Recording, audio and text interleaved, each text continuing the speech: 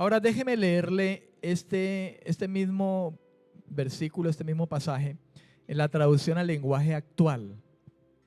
Quiero que le escuche ahora en esta traducción. Yo se la he leído en la Reina Valera 1995, algunos la han leído en la 1960, pero déjeme leerla ahora en esta versión, traducción al lenguaje actual. Dice así, Romanos 5 del 12 al 13. El primer pecado en el mundo fue la desobediencia de Adán. Así, en castigo por el pecado, apareció la muerte en el mundo. Y como todos hemos pecado, todos tenemos que morir.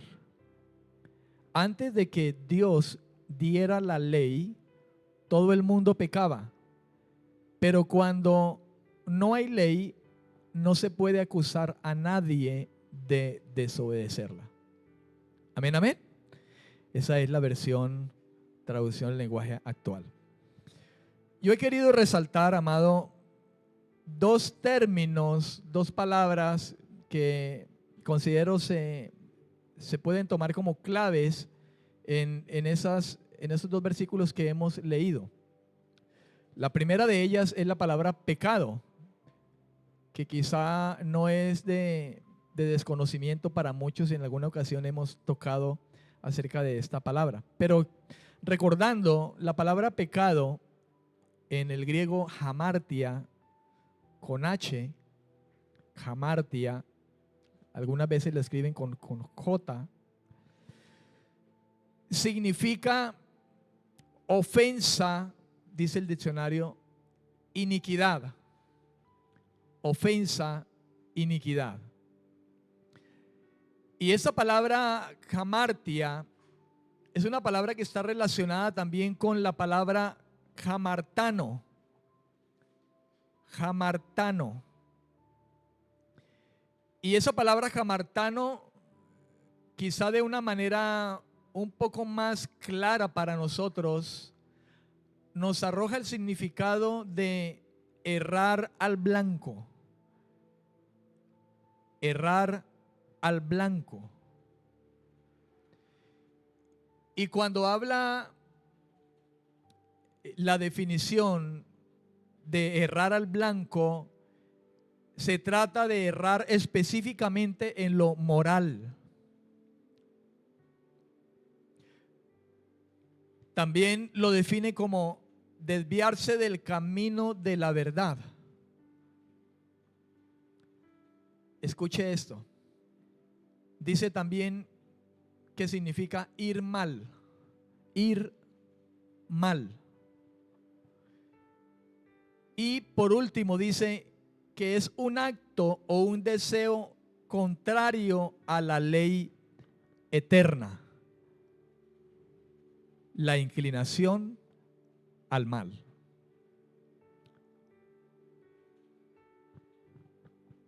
Amén, amén. Entonces quiero ir despacio y claro, porque quiero que vayamos teniendo en cuenta todas esas cosas que son de verdad importantes y claves para nuestro conocimiento y de poder entender la gracia de Dios cada vez mejor. La segunda palabra que he tomado es la palabra ley. Ley. Esa palabra ley en el griego es nomos. Es la palabra nomos. Es la palabra que Pablo usó allí, en esos versículos que leímos, capítulo 5, versículos 12 y 13. El uso de esta palabra designa diferentes usos en diferentes contextos en la Biblia. Pero Pablo se refiere aquí de la ley que fue dada por Dios. Aquí en este pasaje que leímos. Él se refiere a nomos, ley, como la ley que fue dada por Dios. De ahí que la Escritura habla diciendo de la ley como la ley del Señor o la ley de Dios. Amén.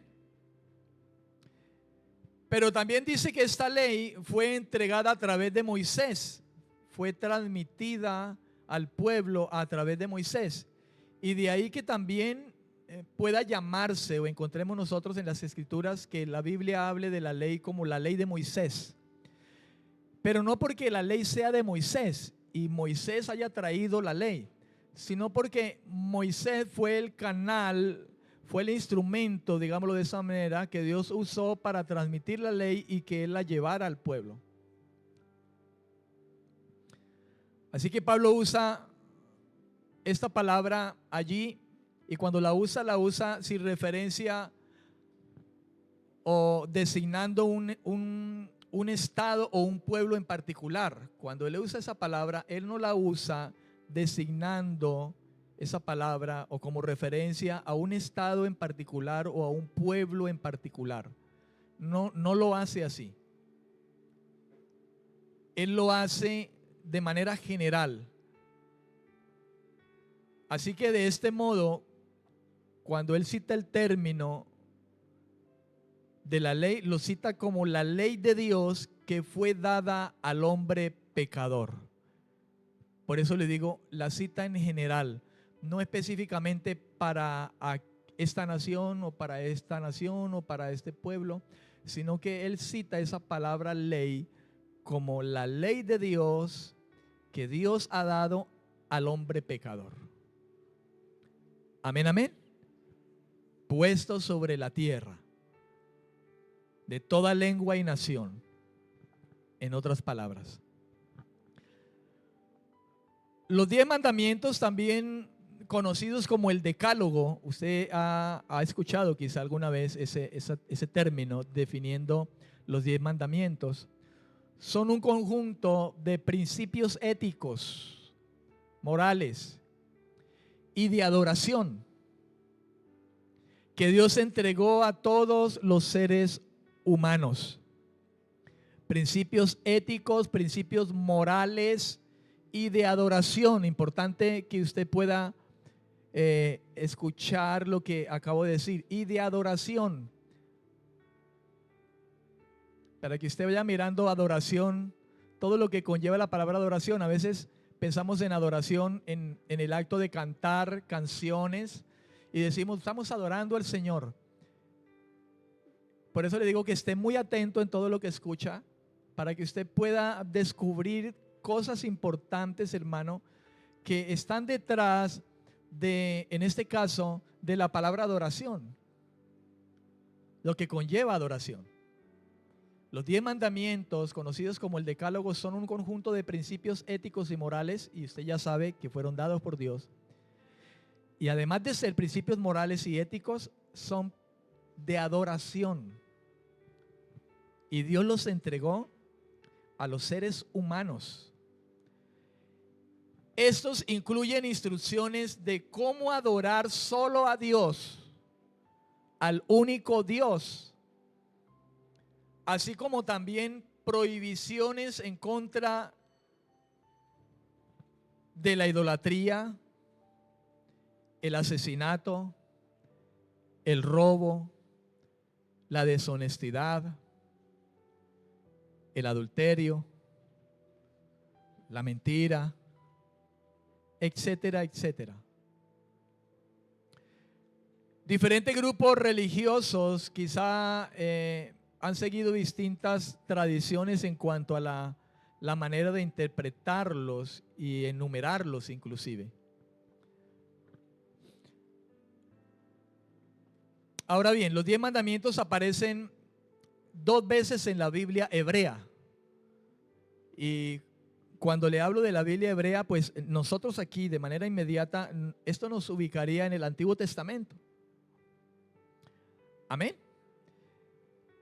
Se encuentra en primera instancia en Éxodo capítulo 20, desde el versículo 1 hasta el versículo 17. En Éxodo capítulo 20, versículo 1 al 17. Y la otra ocasión, el otro lugar donde se encuentra es en el libro de Deuteronomio, en el capítulo 5, versículos 1 al 22. Éxodo capítulo 20, versículos 1 al 17, y en Deuteronomio capítulo 5, desde el versículo 1 hasta el versículo 22. De acuerdo a la historia que narra la escritura en el libro de Éxodo, Dios escribió estos mandatos en 2 tablas de piedra, las que entregó a Moisés, como hablábamos ahora, por medio de Moisés, en el monte Sinaí. Según el relato, dice que cuando Moisés bajaba del monte Sinaí, donde Dios le había llamado a él solo para entregarle esas piedras, ¿verdad? Donde estaban escritas los mandamientos del Señor. Y Moisés había demorado, ¿verdad?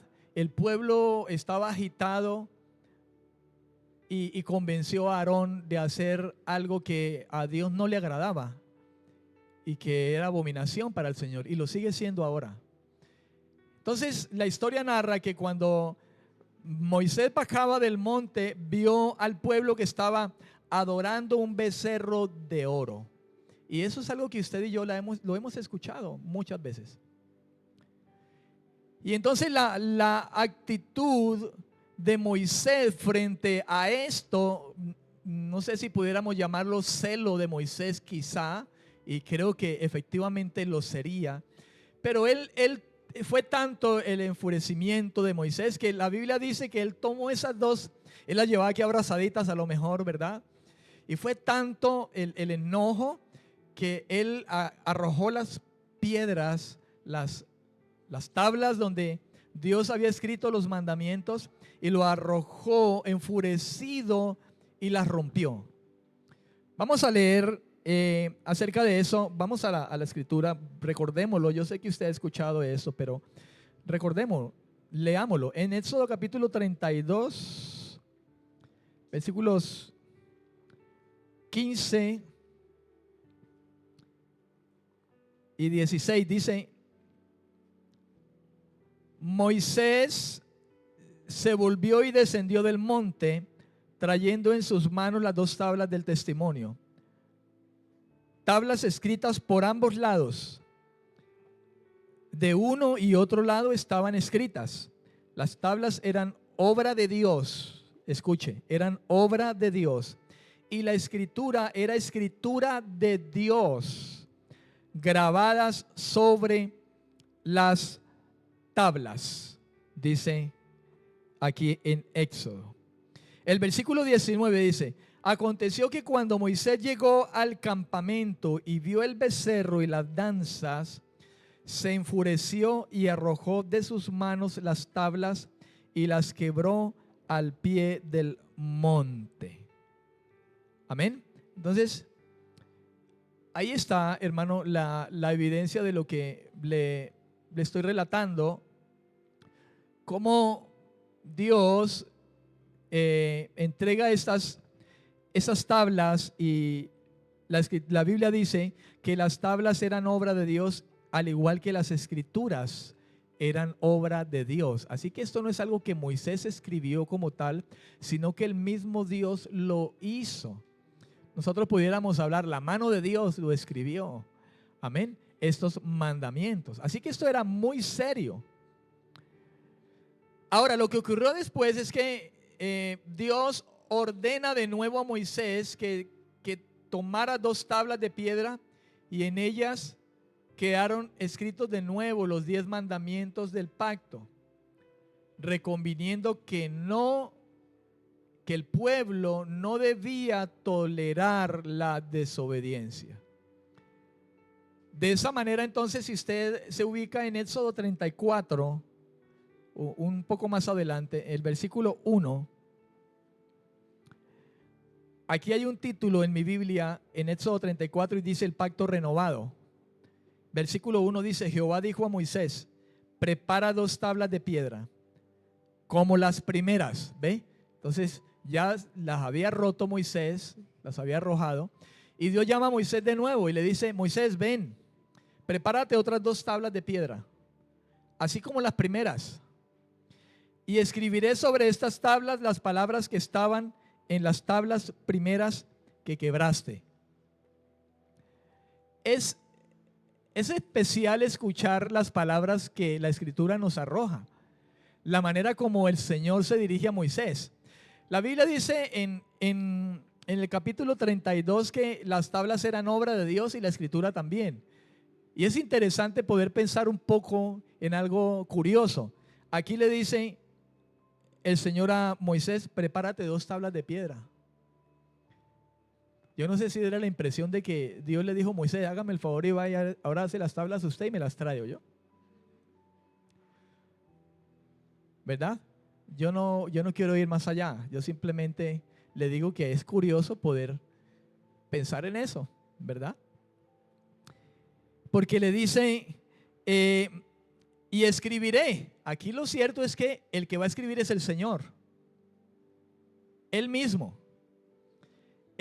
Dice, y escribiré sobre esas tablas las palabras que estaban en las tablas primeras que usted quebró, Moisés.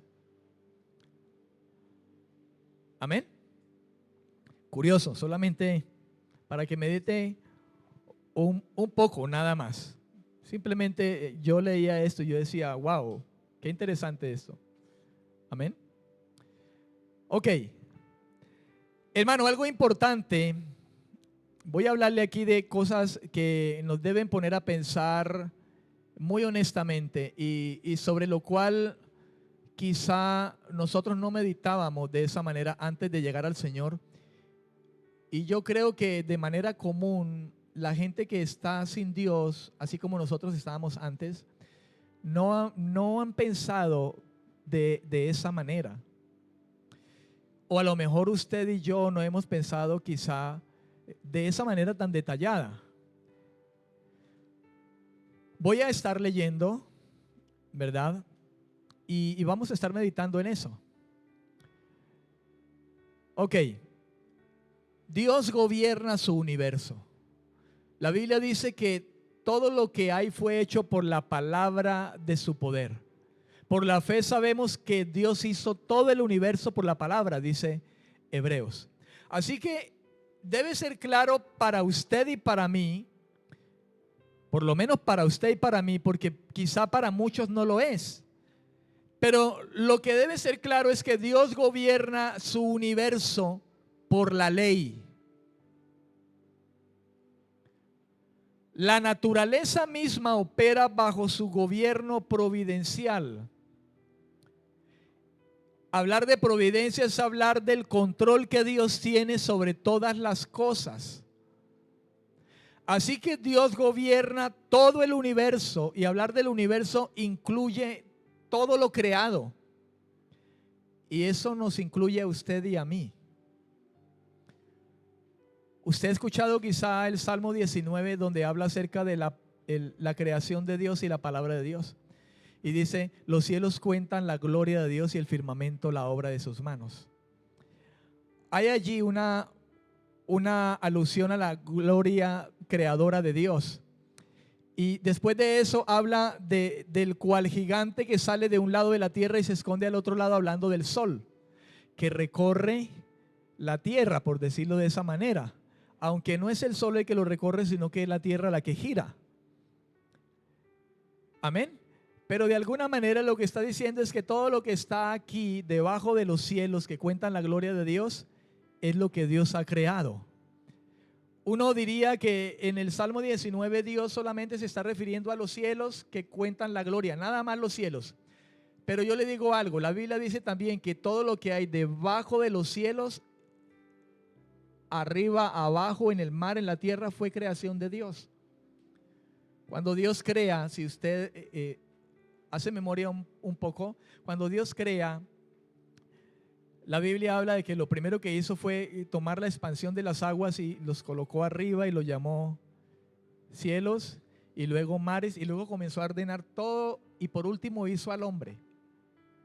Así que todo, cuando dicen los cielos cuentan la gloria de Dios y el firmamento la obra de sus manos, la intención del salmista allí no es simplemente hablar de que Dios hizo solamente los cielos y solamente ellos cuentan la gloria de Dios, sino que ese firmamento, ese cielo que Él hizo y todo lo que está debajo de Él, que somos nosotros, cuentan la gloria de Dios. Todo. Amén, amén. De hecho, usted y yo estamos contando la gloria de Dios ahora por la gracia del Señor. ¿Cuántos dicen amén? Amén, amén.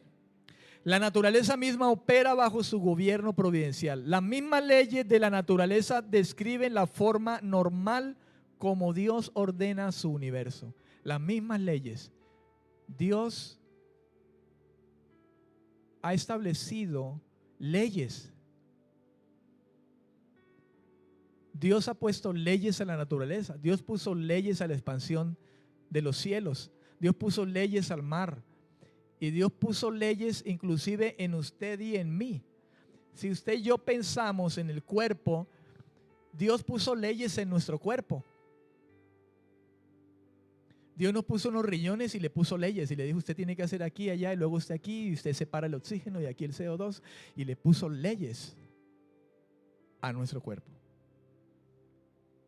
Y por eso funcionamos de esa manera. Él le ha puesto leyes a la naturaleza, leyes a los planetas, al sol, para que esté en su lugar, leyes en las que ha destinado distancia inclusive entre nosotros, la tierra y el sol. Dios ha hecho eso maravillosamente.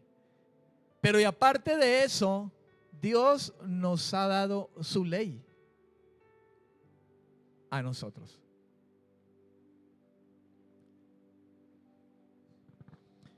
No sé si comencé dándole el título de este mensaje, pero si no lo hice, quiero hablar de la ley de Dios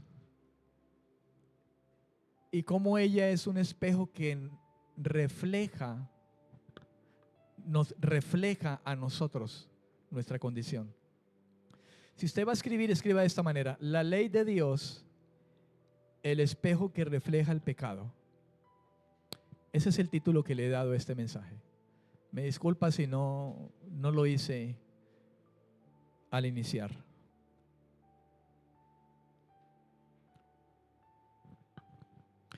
Ok.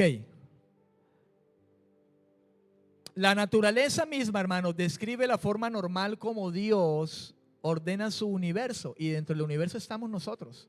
Nosotros hacemos parte de ese universo. Y como una creación especial de Dios.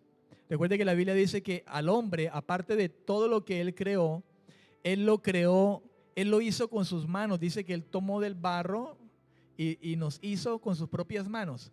Y algo especial que dice la Escritura, que no hizo con la demás creación, es que Dios sopló de dentro en ese barro. Y hizo de nosotros un alma viviente. Eso es especial. Partamos de ese punto, hermanos, de lo especial que Dios nos ha creado a nosotros. Y partamos de ese punto, la responsabilidad que tenemos, porque salimos de dentro de Él, del aliento de Él. Dice que Él sopló. Algo que no hizo con lo demás. Ciertamente lo hizo Él mismo con la palabra que salió de su boca, pero de manera especial sobre el ser humano sopló aliento de vida. Ok, esas leyes son expresiones de su voluntad soberana.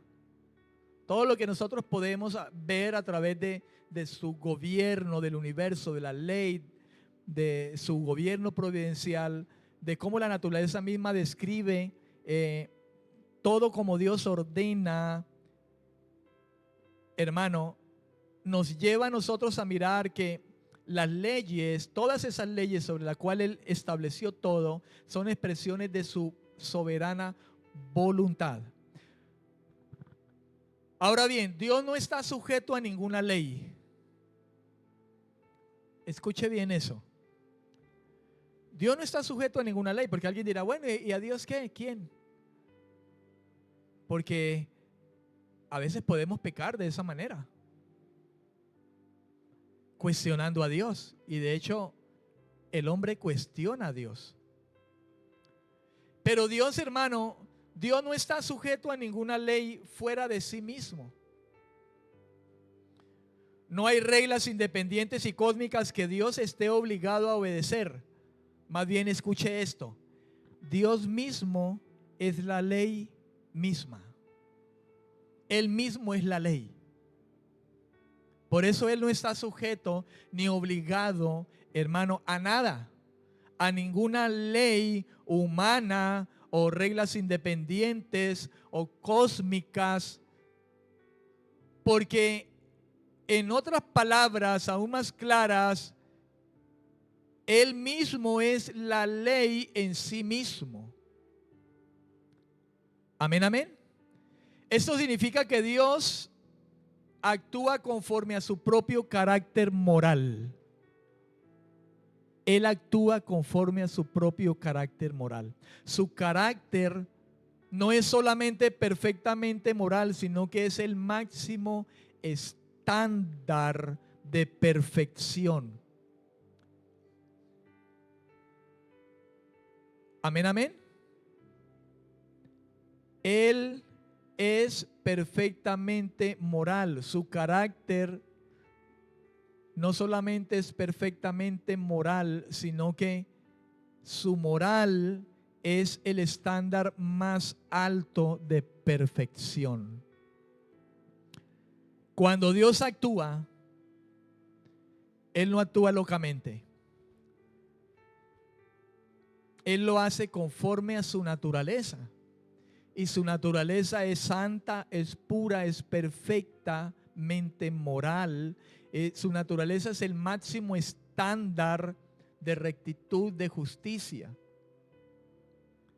Por lo tanto, Dios nunca actúa de manera caprichosa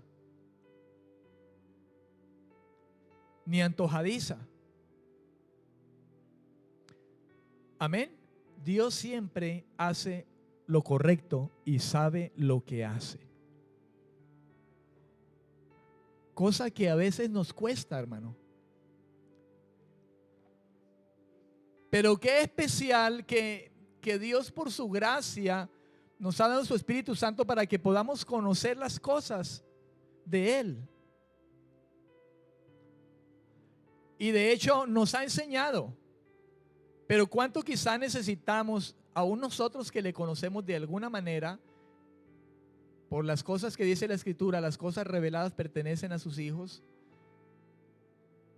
Qué importante es, hermano, que nosotros podamos ir siempre en el corredor de ir en pos a conocerle cada día más a Él.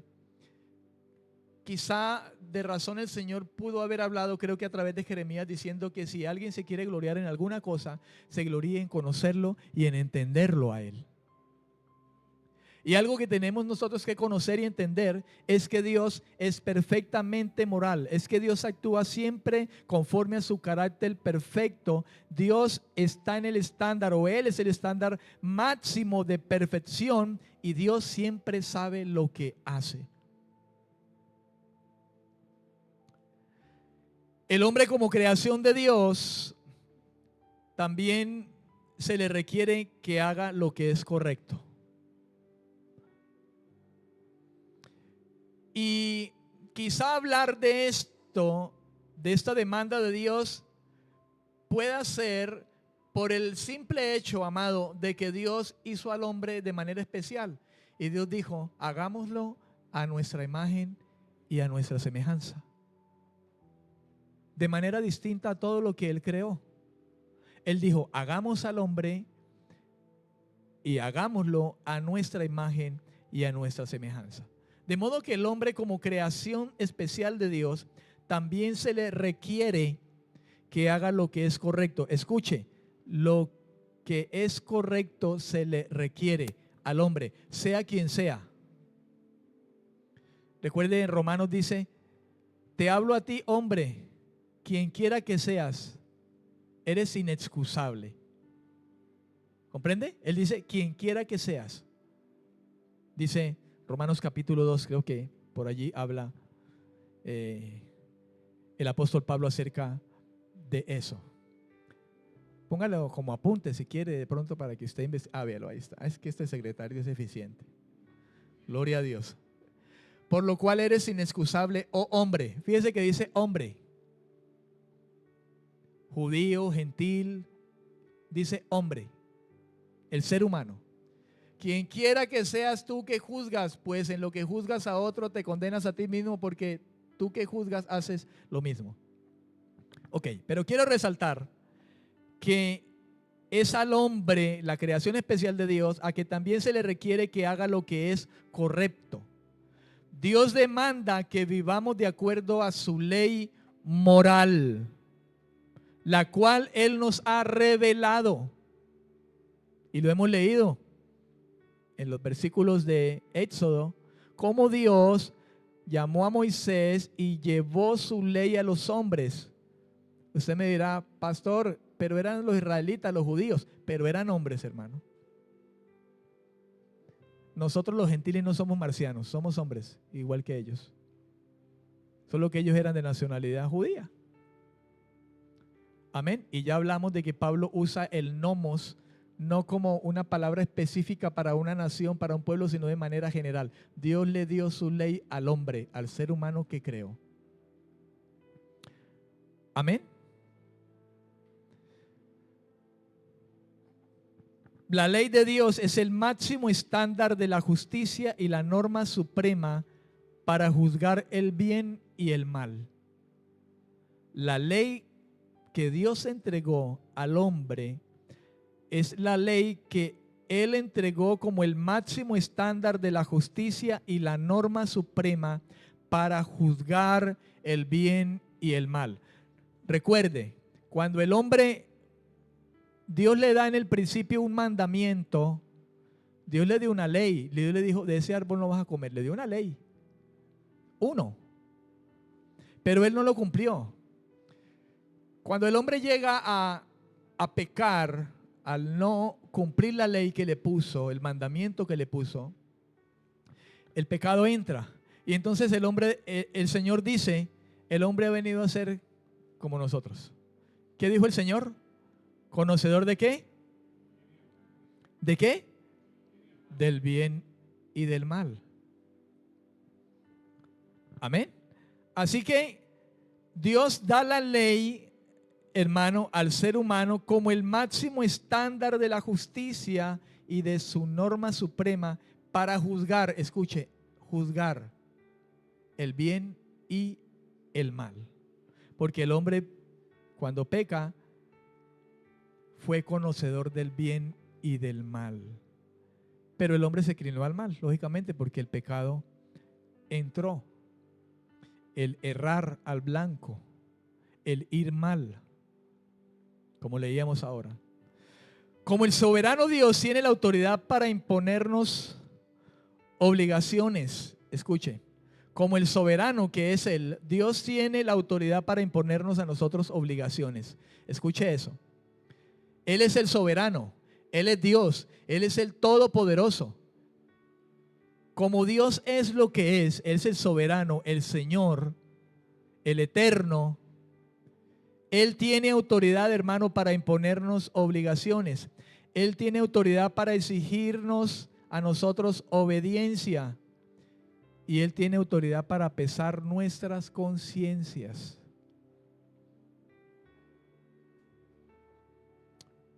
Amén. Él tiene autoridad con usted y conmigo para imponernos obligaciones. Él tiene autoridad con usted y conmigo para exigirnos nuestra obediencia. Y Él tiene la autoridad para pesar su conciencia y mi conciencia. Además, Él tiene el poder y el derecho para castigar la desobediencia. Él tiene el derecho de hacerlo. Castigar la desobediencia cuando usted y yo violamos su ley. El hombre viola su ley. El pecado podría definirse como la desobediencia a la ley de Dios. Podríamos definir entonces que el pecado es la desobediencia a la ley de Dios. Leamos un versículo en la primera carta de Juan, capítulo 3, versículo 4, para que usted pueda corroborar esto. Y pueden haber algunos más, pero quiero nombrarle este, Primera de Juan capítulo 3, versículo 4. Primera carta del apóstol Juan capítulo 3, versículo 4. Dice la escritura, se lo voy a leer aquí en esta versión 1995, dice: todo aquel que comete pecado infringe también la ley, pues el pecado es infracción de la ley. ¿Ve? Por eso le digo, el pecado puede definirse también como la desobediencia a la ley de Dios. Y usted lo ha leído. Toda la escritura fue inspirada por Dios. Y esta escritura de Primera de Juan, capítulo 3, versículo 4 dice: todo aquel que comete pecado infringe también la ley, pues el pecado es infracción de la ley. Ahora permítame leérsela en la palabra de Dios para todos, la PDT. Dice así: todo el que peca viola la ley de Dios, porque pecar es vivir en contra de la ley de Dios. Amén, amén. Porque pecar es vivir en contra de la ley de Dios. ¿Ok? Yo voy a entrar ahora a que leamos la ley moral de Dios. Y voy a ubicarme en Éxodo 20. Ubíquese conmigo en Éxodo 20. Dijimos que está también en Deuteronomio 5 del 1 al 22. Pero vamos a ubicarnos en Éxodo 20 del 1 al 17 y vamos a recordar lo que está escrito allí en la palabra de Dios con respecto a lo que Dios dictó a Moisés en esas dos tablas y que serían entregadas al pueblo de Israel que Dios había sacado de Egipto, de esos 400 años de esclavitud, y se lo había llevado al desierto. Y allá en el monte Sinaí dice la escritura que Dios llamó a Moisés y le entregó esta ley. Y esto es lo que dice Éxodo capítulo 20. Léalo conmigo. Vamos a leer hasta el versículo 17. Dice la escritura así: habló Dios todas estas palabras: yo soy Jehová tu Dios, que te saqué de la tierra de Egipto, de casa de servidumbre. No tendrás dioses ajenos delante de mí. No te harás imagen ni ninguna semejanza de lo que esté arriba en el cielo, ni abajo en la tierra, ni en las aguas debajo de la tierra. No te inclinarás a ellas ni las honrarás, porque yo soy Jehová, tu Dios, fuerte, celoso, que visito la maldad de los padres sobre los hijos hasta la tercera y cuarta generación de los que me aborrecen. Y hago misericordia por millares a los que me aman y guardan mis mandamientos. No tomarás el nombre de Jehová, tu Dios, en vano, porque no dará por inocente Jehová al que tome su nombre en vano. Acuérdate del sábado para santificarlo. 6 días trabajarás y harás toda tu obra, pero el séptimo día es de reposo para Jehová tu Dios. No hagas en él obra alguna, tú, ni tu hijo, ni tu hija, ni tu siervo, ni tu criada, ni tu bestia, ni el extranjero que está dentro de tus puertas, porque en 6 días hizo Jehová los cielos y la tierra, el mar y todas las cosas que en ellos hay, y reposó en el séptimo día. Por tanto, Jehová bendijo el sábado y lo santificó. Honra a tu padre y a tu madre, para que tus días se alarguen en la tierra que Jehová tu Dios te da. No matarás, no cometerás adulterio, no hurtarás, no dirás contra tu prójimo falso testimonio, no codiciarás la casa de tu prójimo, no codiciarás la mujer de tu prójimo, ni tu siervo, ni su criada, ni su buey, ni su asno, ni cosa alguna de tu prójimo. Amén, amén y amén. Amén. Yo voy a tomar cada uno de estos mandamientos y no me voy a extender mucho en ellos, pero he tomado nota de cosas importantes y que creo que son básicas para poder entender lo que Dios nos habla acerca de esos mandamientos. Amén. Yo quiero que usted preste mucha atención a todo lo que vamos a estar hablando. Hoy no vamos a terminar, con el favor de Dios, el próximo domingo, y quizá pueda haber otro domingo. Amén. Y me gustaría que ojalá usted pudiera estar aquí. Usted se agende de una vez y usted pueda estar los próximos domingos aquí. Amén. Número 1, el primer mandamiento. Dice, no tendrás dioses ajenos delante de mí. Ese es el primero. Según Éxodo capítulo 20, en el versículo 3, dice, no tendrás dioses ajenos delante de mí.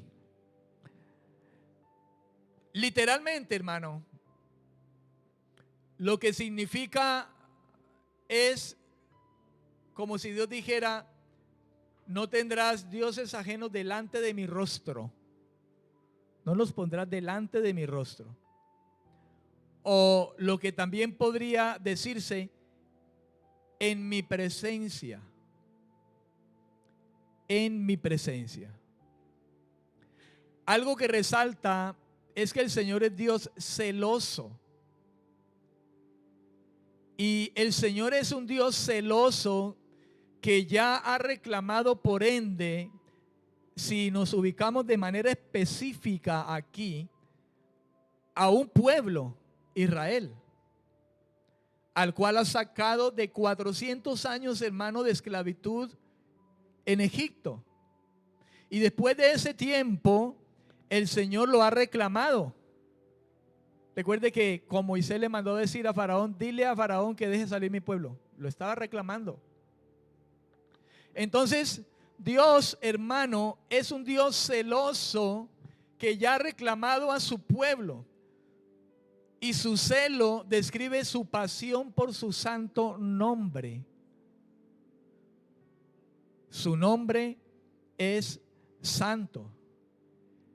Y ese celo es un celo que exige la devoción exclusiva de su pueblo. Y por eso Él dice, no tendrás otros dioses delante de mi presencia.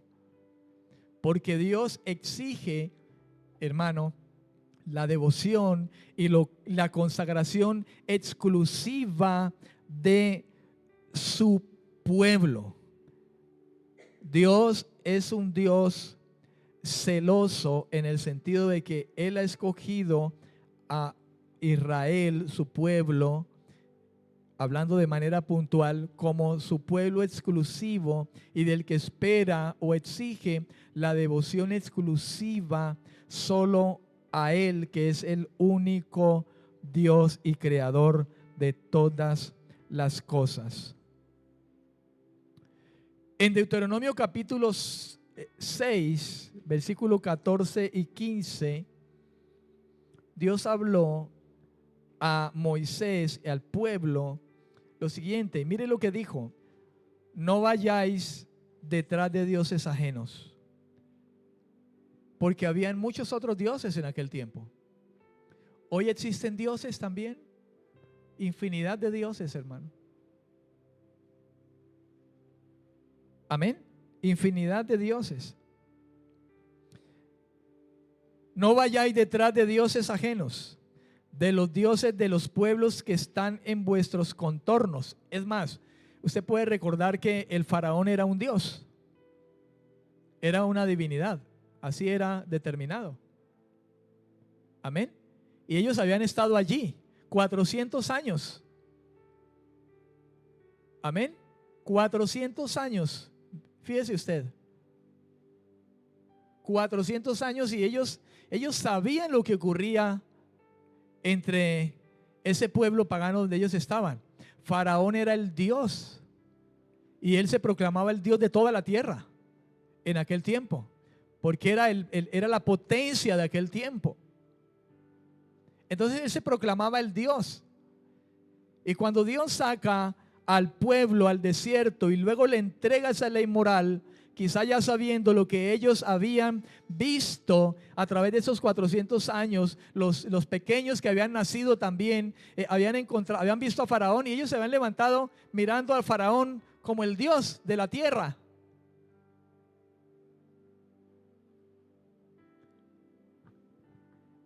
Y parece que Dios no se equivocaba, porque fíjese la sorpresa que se encuentra Moisés cuando llega y ellos habían hecho un becerro de oro. ¿No sabría Dios lo que ellos irían a hacer? Dios lo sabía, pero Dios tenía que dar a conocer su ley. Dios tenía que hacerlos a ellos enterar de que ellos tuvieran la ley escrita frente a ellos, hermanos, de lo que había en el corazón de ellos. Dios se lo hace saber. Y le dice entonces: no tendrás dioses ajenos delante de mí. Fíjense que Moisés estaba arriba con Dios y ya ellos estaban haciendo. Moisés no sabía. Quizá Moisés, cuando llegó con las tablas, habrá recordado ese primer mandamiento y dijo: lo hicieron. Señor, tú lo sabes todo. Yo no lo sabía, pero tú sí. Amén, amén. No vayáis detrás de dioses ajenos, de los dioses de los pueblos que están en vuestros contornos, porque Jehová tu Dios está en medio de ti.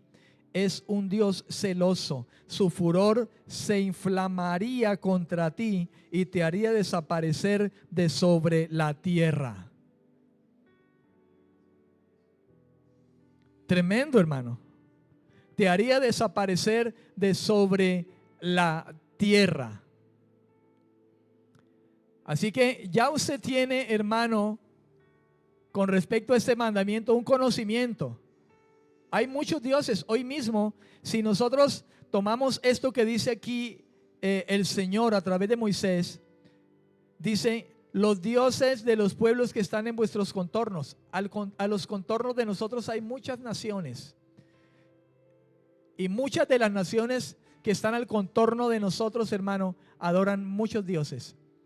Hay lugares, hay países, naciones donde no solamente se adora a un solo Dios, sino que se adoran a muchos. Muchos dioses. Inclusive los hombres ya están pretendiendo de manera literal como volver quizá al pasado, cuando esto proliferaba, que los hombres se hacían llamar dioses. Y hoy en día ya en el mundo hay gente con la intención de eso. Ya lo hay.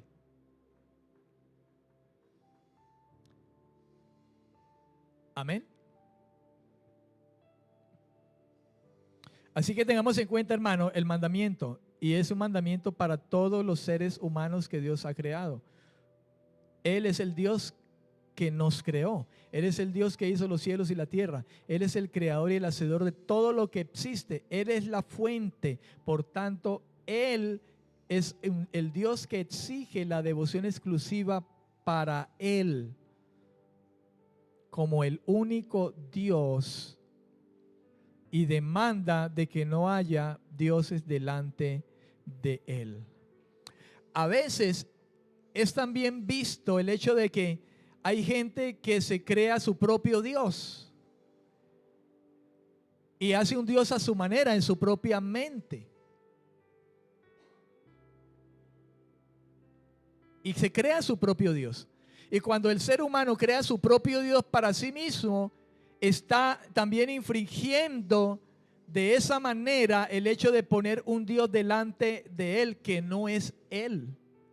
Aunque quizá diga que es el Dios que todos buscan, porque a veces hay gente que dice: yo creo en Dios, el Dios de todo, del que hizo todo. Pero él tiene una idea distinta de ese Dios. E inclusive piensa de ese Dios que es el Dios que tiene tanta misericordia que yo puedo hacer lo que quiera. Y aún así, como Él es bueno, y estamos teniendo un Dios que no es el Dios de la Biblia. El Dios, hermano, que nos hizo el verdadero Dios. Así que en ocasiones los seres humanos tienden a ser su propio Dios. Número 2, no te harás imágenes para adorarlas. La idea detrás de ese mandamiento, hermano, no es hablar de que no se pueda hacer o no se pueda realizar ninguna imagen de alguna cosa. No es la idea de que no se pueda hacer alguna imagen de alguna cosa. De hecho, nosotros vemos imágenes, estatuas y cosas por el estilo, de pronto de hombres que se recuerdan de la historia. Amén. Pero lo que está detrás, la idea detrás de este mandamiento es que no debemos hacer ninguna imagen o representación de Dios, porque nadie ha visto a Dios. Moisés pidió ver a Dios cara a cara, pero Moisés no vio ninguna figura. Moisés no vio el rostro de Dios. Es más, dijo, ningún ser humano podrá verme y seguir viviendo. Dios es llamado el Dios invisible. Dios es espíritu. Por tanto, el pretender hacer una imagen o representación de Dios es pecar, es errar, es ir en contra de lo que Dios ha mandado. Así que no debemos hacer ninguna imagen o representación de Dios, ya que Él es inefable y Él trasciende cualquier imagen o forma. La imagen está prohibida, no porque no pueda existir, vuelvo y reitero, ninguna imagen, no se puede hacer ninguna imagen, sino porque Dios se había de revelar a sí mismo, Él mismo, a sí mismo, y de hecho ya lo había hecho con Israel. Lo que les comentaba ahora, Dios, hermano, no está sujeto a la imaginación humana. Lo que le digo, hay gente que se hace una imagen de Dios. Un Dios es su imaginación, un Dios así, de esta manera, y acomodan su Dios para sí mismo. La gente dice creer en Dios, pero ellos imaginan a su Dios para sí mismo y así mismo se hacen a su Dios. Toman a Dios, al Dios soberano. Muchos dicen creer en Dios, pero ellos toman a ese Dios, el Dios soberano, y lo hacen a su mismo acomodo, a su propia manera de vivir, de conducta, en sus propias reglas. Y yo hago lo que quiera y Dios es bueno, porque Dios me ama. Pero Dios, hermano, Dios no está sujeto a la imaginación humana. No. Antes bien, Dios proveyó a su imagen, su propia imagen, Jesucristo, que es la verdadera imagen de Dios, revelado en forma corporal. Dios se hizo hombre en la persona de Jesucristo. Vamos a leer Colosenses 1:15 y ahí vamos a terminar. 1:15 y 2:19. Colosenses capítulo 1, versículo 15. Dice, Cristo es la imagen del Dios invisible, el primogénito de toda creación. Él determinó manifestarse. Él mismo lo determinó. El capítulo 2, versículo 19. Dice,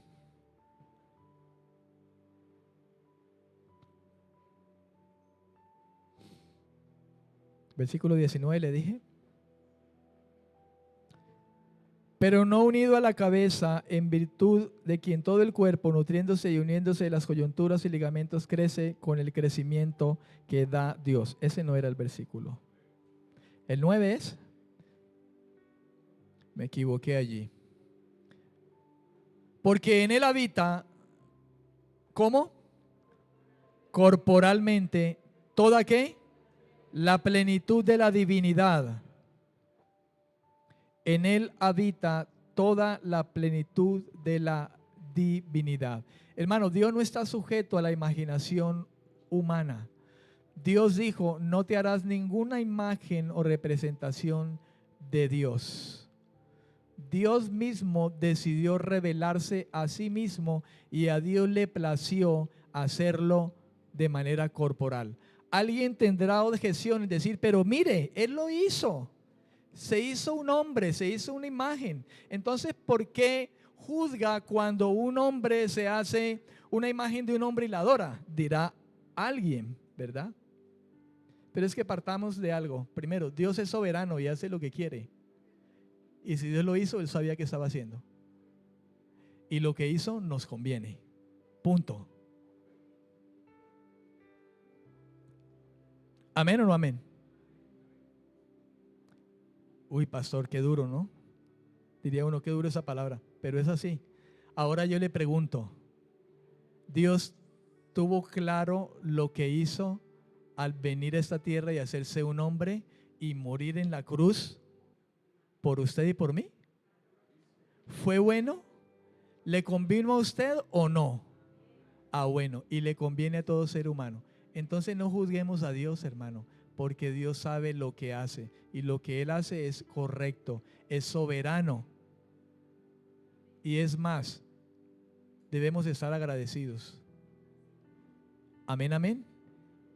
No hagamos ninguna imagen de Él, no pretendamos hacerlo, ni rendirnos delante de ellas y adorarlo. Dios proveyó, Dios determinó manifestarse a Él mismo y ha provisto su propia imagen, Jesucristo, que es la verdadera imagen de Dios, revelado en forma corporal. Y más adelante iremos ir hablando aún con más claridad de esto.